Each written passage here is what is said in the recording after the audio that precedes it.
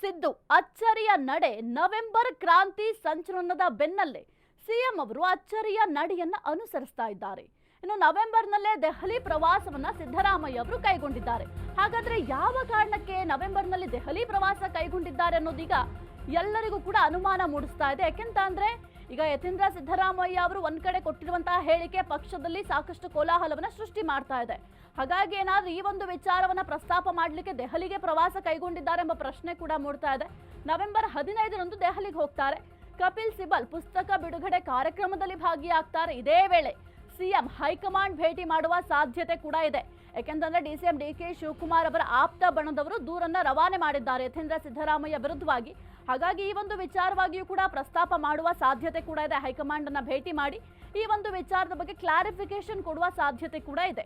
ಇನ್ನು ಏನ್ ಯತೀಂದ್ರ ಅವರು ಹೇಳಿಕೆ ಕೊಟ್ಟಿದ್ದಾರೆ, ಈ ಹೇಳಿಕೆಯ ನಡುವೆಯೂ ಕೂಡ ಸಿಎಂ ದೆಹಲಿ ಪ್ರವಾಸವನ್ನ ಮಾಡ್ತಾ ಇರೋದು ಬಹಳ ಕುತೂಹಲಕ್ಕೆ ಕಾರಣ ಆಗಿದೆ. ಈಗ ಆಲ್ರೆಡಿ ಸಂಪುಟ ಸರ್ಜರಿಗೆ ಸಿಎಂ ಮುಂದಾಗಿದ್ದಾರೆ. ಹೈ ಗ್ರೀನ್ ಸಿಗ್ನಲ್ಗೆ ಕಾಯ್ತಾ ಇದ್ದಾರೆ ಸಿದ್ದರಾಮಯ್ಯ ಅವರು. ಒಂದ್ ಕಡೆ ಸಂಪುಟ ಪುನರ್ರಚನೆ ಆಗಬೇಕು. ಸಿದ್ದು ಸರ್ಕಾರದಲ್ಲಿ ಮೇಜರ್ ಸರ್ಜರಿ ಆಗುವ ಎಲ್ಲಾ ರೀತಿಯ ಸಾಧ್ಯತೆ ಕೂಡ ಇದೆ. ಯಾಕೆಂದ್ರೆ ಸಂಪುಟ ಪುನರ್ರಚನೆ ಮಾಡಬೇಕು ಅಂತ ತಮ್ಮ ಪಕ್ಷದಲ್ಲೇ ಕೆಲವೊಂದಿಷ್ಟು ಆಕ್ಷೇಪಗಳಾಗಿರಬಹುದು ಅಥವಾ ಒತ್ತಡಗಳೆಲ್ಲವೂ ಕೂಡ ಕೇಳಿ ಬರ್ತಾ ಇದೆ.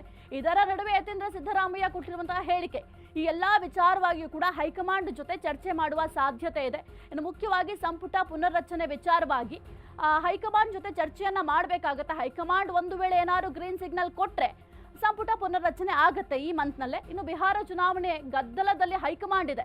ನವೆಂಬರ್ 14ರಂದು ಬಿಹಾರ ಚುನಾವಣಾ ಫಲಿತಾಂಶ ಪ್ರಕಟ ಕೂಡ ಆಗುತ್ತೆ.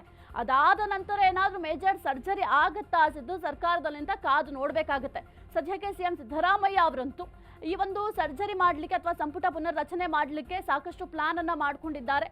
ಆದ್ರೆ ಹೈಕಮಾಂಡ್ ಗ್ರೀನ್ ಸಿಗ್ನಲ್ ಅನ್ನ ಕೊಡಬೇಕಾಗುತ್ತೆ. ಹೈಕಮಾಂಡ್ ಗ್ರೀನ್ ಸಿಗ್ನಲ್ ಕೊಟ್ಟ ನಂತರ ಸಂಪುಟ ಪುನರ್ರಚನೆ ಆಗುತ್ತೆ.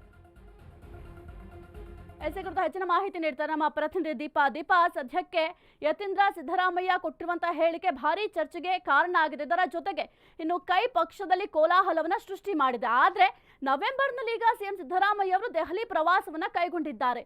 ಏನೆಲ್ಲ ಲೆಕ್ಕಾಚಾರವನ್ನ ಸಿಎಂ ಸಿದ್ದರಾಮಯ್ಯ ಅವರು ಹಾಕ್ತಾ ಇದ್ದಾರೆ ಈ ಒಂದು ಸಂದರ್ಭದಲ್ಲಿ? ಸಹಜವಾಗಿ ಸಿಎಂ ದೆಹಲಿಗೆ ಈ ಸಮಯದಲ್ಲಿ ಹೋಗುವಂತಹದ್ದು ಕುತೂಹಲಕ್ಕೆ ಕಾರಣ ಆಗೇ ಆಗುತ್ತೆ. ಯಾಕಂದ್ರೆ ಈಗ ಆಲ್ರೆಡಿ ಯತೀಂದ್ರ ಸಿದ್ದರಾಮಯ್ಯ ಅವರ ಮೇಲೆ ಆಗಿರುವಂತಹ ಒಂದು ದೂರಿನ ವಿಚಾರ ಇರ್ಬೋದು, ಅಥವಾ ಉಳಿದಂತೆ ಈಗೇನು ಅವರು ಒಂದು ಸಂಪುಟ ವಿಸ್ತರಣೆ ಮಾಡಬೇಕು ಅನ್ನುವಂತಹದ್ದಿದೆ ಅದಿರಬಹುದು. ಹೀಗೆ 10 ಹಲವು ವಿಚಾರಗಳು ಚರ್ಚೆಯಲ್ಲಿರುವಂತಹ ಸಂದರ್ಭದಲ್ಲೇ ಅವರು ದೆಹಲಿಗೆ ಪ್ರವಾಸವನ್ನ ಕೈಗೊಳ್ತಾ ಇರುವಂತದ್ದು ಒಂದ್ ರೀತಿಯಾದಂತಹ ಕುತೂಹಲ. ಆದರೆ ಸಹಜವಾಗಿ ಅವರು ಒಂದು ವಿಚಾರವಾಗಿ ಅಂದ್ರೆ ಕಪಿಲ್ ಸಿಬಲ್ ಅವರ ಒಂದು ಬುಕ್ ಬಿಡುಗಡೆ ಏನಿದೆ ಆ ಬುಕ್ ಬಿಡುಗಡೆಗೆ ಹೋಗ್ತಿದ್ದಾರೆ ಅನ್ನುವಂತ ಮಾಹಿತಿ ಕೂಡ ಇರುವಂತಹದ್ದು ಸದ್ಯದ ಮಟ್ಟಿಗೆ. ಆದ್ರೆ ಈ ಸಮಯದಲ್ಲಿ ಅವರು ಹೋಗ್ತಾ ಇರುವಂತಹದ್ದು ಈಗ ಅನೇಕ ಕುತೂಹಲಗಳಿಗೆ ಕಾರಣವಾಗಿದೆ. ಹೈಕಮಾಂಡ್ ನ ಭೇಟಿ ಮಾಡ್ತಾರೆ ಅನ್ನುವಂತ ಮಾಹಿತಿ ಕೂಡ ಇದೆ. ಅಂದ್ರೆ ಬಿಹಾರ್ ಚುನಾವಣೆಯ ಬಳಿಕ ಒಂದಿಷ್ಟು ಮಾತುಕತೆ ನಡೆಯುತ್ತೆ. ಮಾತುಕತೆಯ ನಂತರದಲ್ಲಿ ಒಂದಿಷ್ಟು ಯಾರನ್ನ ಸಂಪುಟಕ್ಕೆ ಸೇರ್ಸ್ಕೋಬಾರ್ದು ಅನ್ನುವಂತಹ ನಿಟ್ಟಿನಲ್ಲೂ ಕೂಡ ಒಂದಿಷ್ಟು ಚರ್ಚೆ ಮಾಡ್ತಾರೆ ಅನ್ನುವಂತಹದ್ದಿದೆ.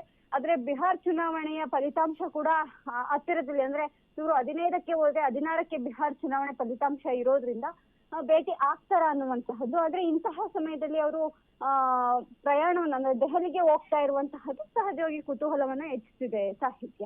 ಓಕೆ, ಥ್ಯಾಂಕ್ ಯು ದೀಪಾ ನಿಮ್ಮೆಲ್ಲ ಮಾಹಿತಿಗಾಗಿ. ಈಗ ಸದ್ಯಕ್ಕಂತೂ ಬಿಹಾರ ಚುನಾವಣೆ ಗದ್ದಲದಲ್ಲೇ ಹೈಕಮಾಂಡ್ ಇದೆ. ಹಾಗಾಗಿ ಹೈಕಮಾಂಡ್ನ ಭೇಟಿ ಮಾಡಿ ಸಾಕಷ್ಟು ವಿಚಾರಗಳ ಬಗ್ಗೆ ಸಿಎಂ ಸಿದ್ದರಾಮಯ್ಯ ಅವರು ಚರ್ಚೆ ಕೂಡ ಮಾಡಲಿದ್ದಾರೆ. ಇನ್ನು ಮುಖ್ಯವಾಗಿ ಯತೀಂದ್ರ ಸಿದ್ದರಾಮಯ್ಯ ಅವರ ವಿರುದ್ಧವಾಗಿ ಯಾವುದೇ ರೀತಿಯ ಒಂದು ಶಿಸ್ತು ಪಾಲನೆ ಏನಿದೆ ಅದನ್ನ ಶಿಸ್ತು ಪಾಲನೆ ಮಾಡಿಲ್ಲ ಎಂಬ ವಿಚಾರವಾಗಿ ಯಾವುದೇ ರೀತಿಯ ನೋಟಿಸ್ ಅನ್ನು ಕೂಡ ಕೊಟ್ಟಿಲ್ಲ. ಈ ಒಂದು ವಿಚಾರವನ್ನು ಕೂಡ ಹೈಕಮಾಂಡ್ಗೆ ತಲುಪಿಸುವ ಕೆಲಸವನ್ನ ಡಿಕೆ ಬಣದವರು ಮಾಡಿದ್ದಾರೆ.